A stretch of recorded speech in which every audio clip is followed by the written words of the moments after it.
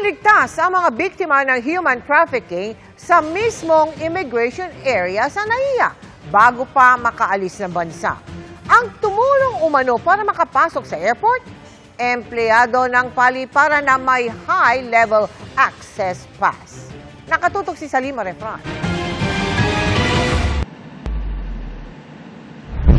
Nagduda ang immigration sa sali-saliwang sagot ng mga pasahero na nagpakilalang magkaibigang turista na papuntang Thailand. Kalaunan, umamin silang hindi talaga magkakilala at na-recruit bilang mga household help sa Dubai. Itinuro rin nila ang tumulong daw sa kanilang makapasok sa airport na nakuhanan pa sa CCTV. Isang airport employee na may high-level access pass para makapasok sa immigration area. Una po, dinala sa diplomat lane ito pong mga passengers na ito.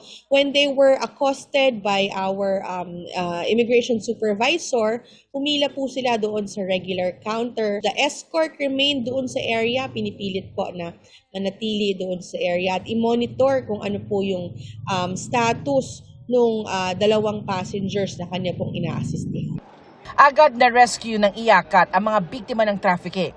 Ang airport employee, pinaghahanap na at subject na rin ng investigasyon ng MIA. Controlled area na po yun, restricted area na po yun, no? Yung mula immigration. Very limited po ang binibigyan ng access on that particular area. Hindi po namin ito tolerate.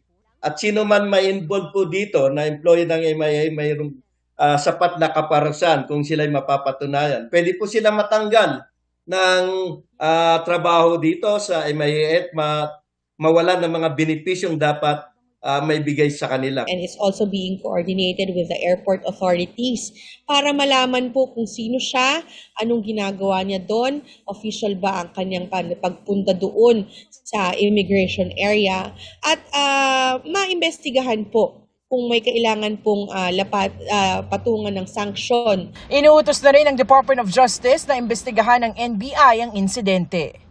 Para sa GMA Integrated News, Salima Refran, Nakatutok, 24 Oras.